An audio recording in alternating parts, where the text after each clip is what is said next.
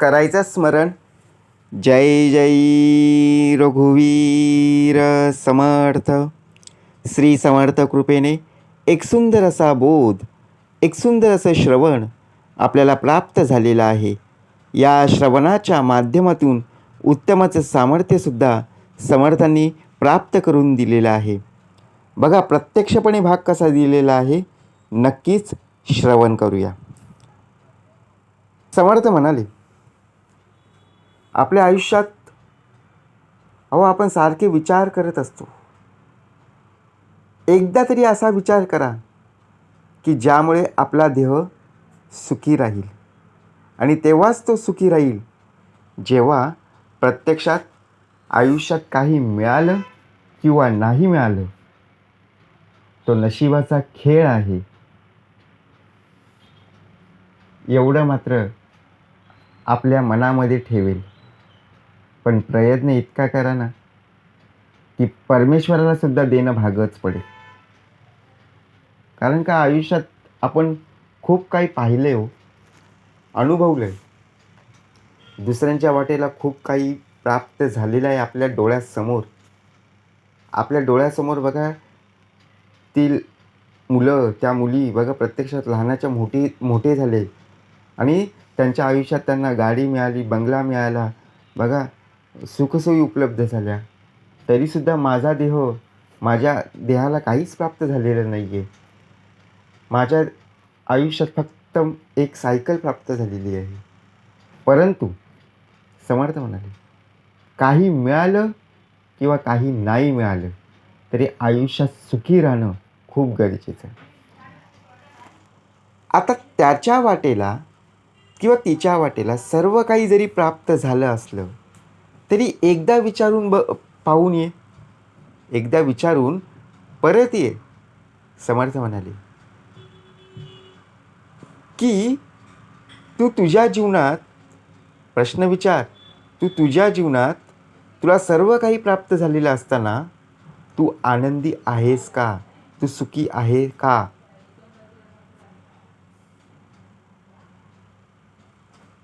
तेव्हा प्रत्यक्षात सर्व काही प्राप्त झालं असताना समोरचा मुलगा म्हणाला, मी माझ्या आयुष्यात सुखी नाही आहे. तेव्हा कळालं त्याला, एवढं सर्व प्राप्त झालेलं असताना सुद्धा सुखी का नाही आहे. आणि आपल्या बाबतीत तर काहीच नसताना आपण सुखी आहोत. पण आपण देवाकडे मागत आहोत, परंतु देव त्याला भरभरून देत आहे, तिला भरभरून देत आहे. म्हणजेच ज्या वेळेला आपला देह प्रयत्न करेल, परंतु प्रयत्न करत असताना उत्तम प्रकारे कर्म करेल, उत्तम प्रकारे कार्य करेल, त्यालाच फलश्रुती प्राप्त होईल. समर्थ म्हणाले, जयाचा भावार्थ जैसा. समाधान मिळालं पाहिजे ना. करोडो रुपये बँकेत पडलेत, कपाटात पडलेत, परंतु सुखाची झोप प्राप्त होत नसेल, मग उपयोग काय? सकाळी कोणी बघा आपल्या दाराशी जेव्हा आपले नातेवाईक येतात किंवा आजूबाजूचे लोक येतात, तेव्हा आपले डोळे लाल भडक आणि टपोरे दिसतात. तेव्हा समोरची व्यक्ती म्हणते, अरे, नातेवाईक म्हणतात, तुमची झोप झालेली दिसत नाही आहे. मग आपण काय बोलणार? रात्रभर जागा होतो. आता समोरची व्यक्ती काय म्हणेल, तुम्हाला आता कसली टेन्शन आहे, तुम्हाला सर्व काही प्राप्त झालेलं आहे. परंतु समाधान हे विकत घेता येत नाही आहे. बरोबर की नाही? म्हणून समर्थ म्हणाले, ज्या प्रकारे आपल्या बाबतीत जेवढं प्राप्त झाले ना, त्यामध्ये खरं समाधानी असणं गरजेचं आहे. आणि असं कार्य करणं की परमेश्वराला सुद्धा देणं भागच पडेल. ज्या वेळेला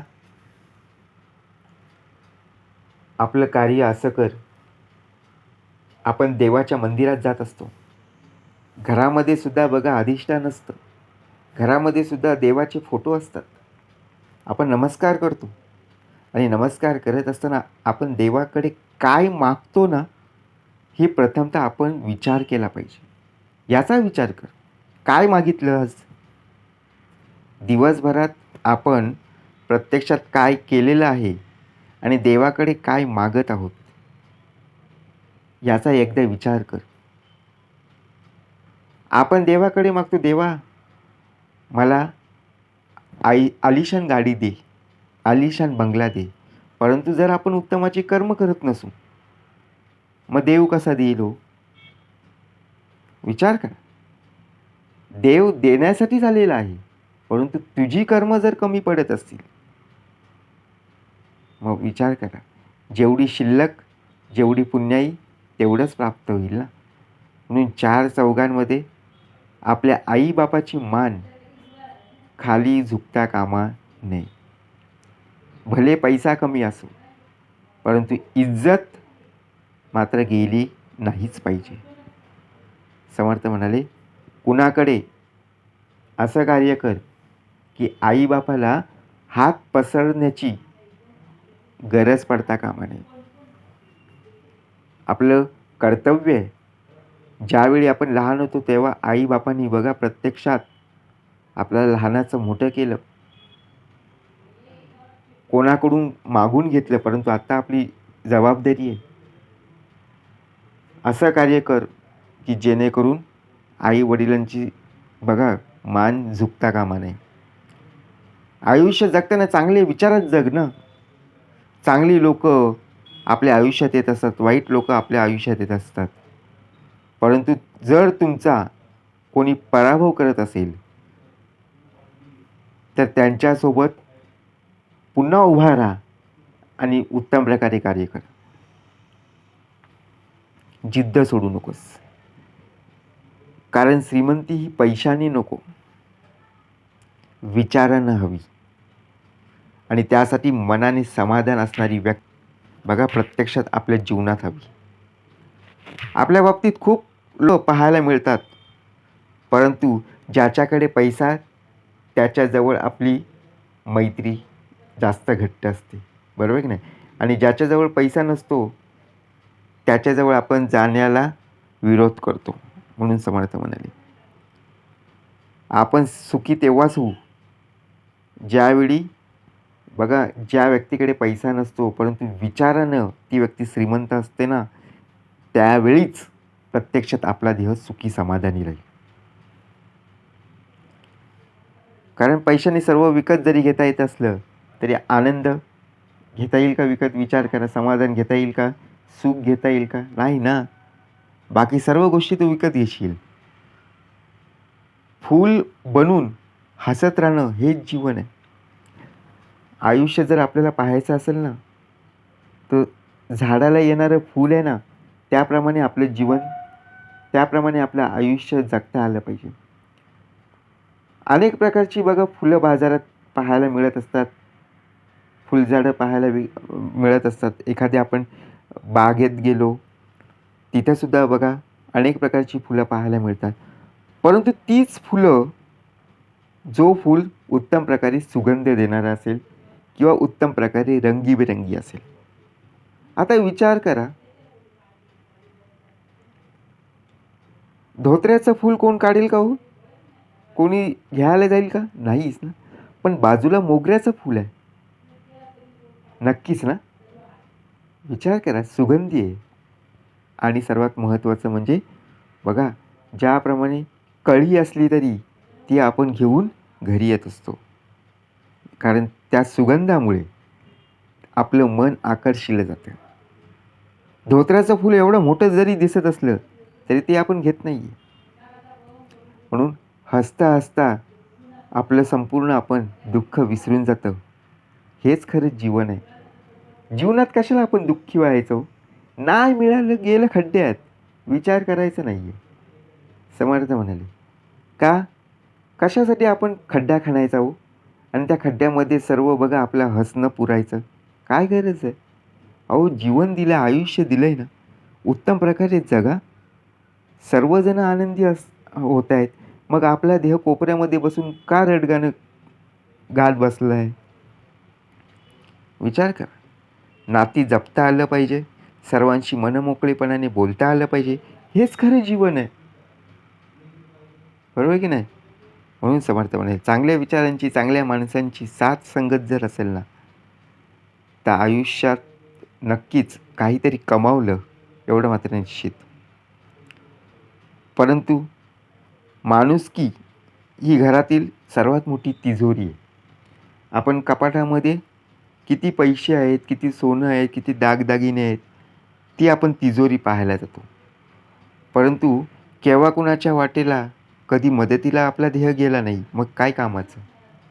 परंतु माणुसकी म्हणून पुढे जाल बघा, आपल्याजवळ जरी काही नसलं, तरी एखाद्याच्या मदतीला धावून गेलास ना, ते हीच खरी आयुष्यातली खरी मोठी तिजोरी आहे. घरातील धन-दौलत आहे. पैसा हा एक प्रकारे बघा घरचा पाहुणा आहे.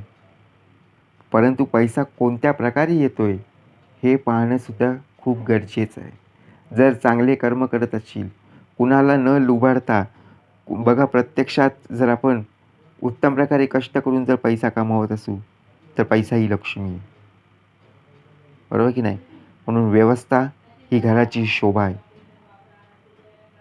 तरच आपल्या घरामध्ये उत्तम प्रकारे बघा साफसफाई असेल, घर उत्तम प्रकारे सुंदर असेल, तर घरामध्ये लक्ष्मी येईल.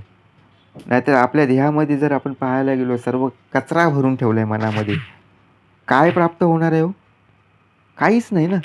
शेवटी कचरा भरला आहे. तो कचरा साफ झाला पाहिजे. हे खरं घरातलं सुख आहे. म्हणून समर्थ म्हणाले, सुखी राहा, सुखी राहा सर्वजण म्हणतायत, परंतु सुखी कसं राहायचं हे कोणी सांगत नाही. का सांगतं? लक्षात ठेवा. नाजूक नात्यांमधील प्रत्येक धागा हा पण जपायला हवा. खूप काम असलं तर मैत्रीला थोडासा वेळ द्यायलाच हवा. बरोबर की नाही? आपण काय विचार करतो, अरे आज खूप कामं होती. हो आहेत, सर्वांनाच कामं आहेत. परंतु काम करत असताना आपण आपल्या घरातल्या नातेवाईकांना, आपण आपल्या घरच्या माणसांना वेळ दिलाच पाहिजे.